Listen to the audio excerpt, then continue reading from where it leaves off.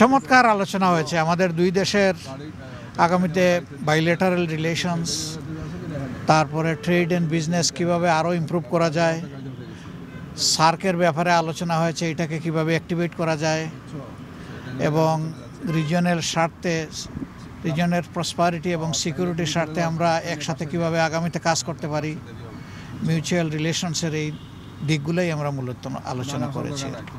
এবং আমাদের রাজনৈতিক বিষয়ে কোনো আলাপ হয়েছে কিনা, বিশেষ করে আগামী জাতীয় নির্বাচন কেন্দ্রিক কোনো আলোচনা? না, এরকম কোনো আলোচনা হয় নাই। শুধু ভুটানের প্রধানমন্ত্রী যেটা বলেছেন যে আমরা একটা সুন্দর ইলেকশন আশা করি এবং এই ইলেকশনের মধ্য দিয়ে একটা ফেয়ার গভর্নমেন্ট এস্টাবলিশ হোক, সেটা আমরা প্রত্যাশা করি। এতটুকু। আপনার কাছে আমার ব্যক্তিগত একটা প্রশ্ন, পিআর কেন্দ্রিক এখন জামায়াতে ইসলামের অবস্থান আসলে কি? পিআর তো আপার হাউস, লোয়ার হাউস দুই জায়গায় আমরা চেয়েছি, আমরা আমাদের অবস্থানে আছি। যদি এই ইলেকশনে পিআর ইন্ট্রোডিউস হয়, আমরা মনে করি দেশের মানুষের প্রত্যেকটা বুথের মূল্যায়ন হবে এবং অ্যাপ্রোপ্রিয়েট লিডারশিপ এস্টাবলিশ হবে। যদি এটা না হয়, ইভেন আল্লাহ যদি আমাদেরকে ক্ষমতায় নেন, আমরা পিআর বাস্তবায়ন করব।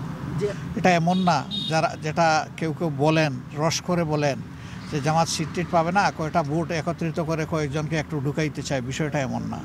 আমরা আসলে মানুষের জন্যই রাজনীতি করি, আমরা ব্যক্তি এবং দলের জন্য রাজনীতি করি না। দল জন্য, দল তো হয়েছে জনগণের জন্য, সমাজের জন্য, দেশের জন্য। আপনার ইলেকশন জেনোসাইড এবং ওই গণভোট নিয়ে একটা বক্তব্য বিতর্কের তৈরি করে। ইলেকশন জেনোসাইড মানে ইলেকশন মারা যাবে, মানুষ মারা যাবে না এখানে।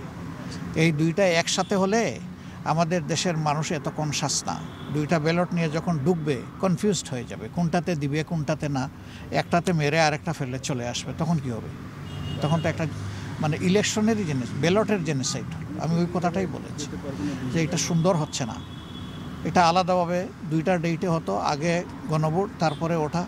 আরে ভাই, এখন একদিনে কি, অনেকে তো গণভোটই মানতেছে না। এখন যারা একদিনের দাবি করেছে তারা তো এখন কেউ বলে আমরা গণভোটই মানি না, আমরা ক্ষমতায় গেলে এই সমস্ত গণভোটে কিছু রেটিফাই করলে ওইটা আমরা মানবো না, ছিঁড়ে ফেলে দিব। এখান থেকেই তো সব কিছু ইন্টেনশন বের হয়ে আসে। আমরা তো জনগণের জন্য চিন্তা করি, আমাদের জন্য তো রাজনীতি করি না আমরা। সকালে সেক্রেটারি জেনারেল যে বক্তব্য দিয়েছেন তাতে মনে হচ্ছে যে আপনারা গণভোটের এই বিষয়টা মেনে নিচ্ছেন। তার বক্তব্য এমন ছিল যে সরকারকে এই কনফিউশন দূর করতে হবে, মানে যে হ্যাঁ, কনফিউশন তো এইটাই, একদিনে হওয়ার জিনিসটাই তো কনফিউশন।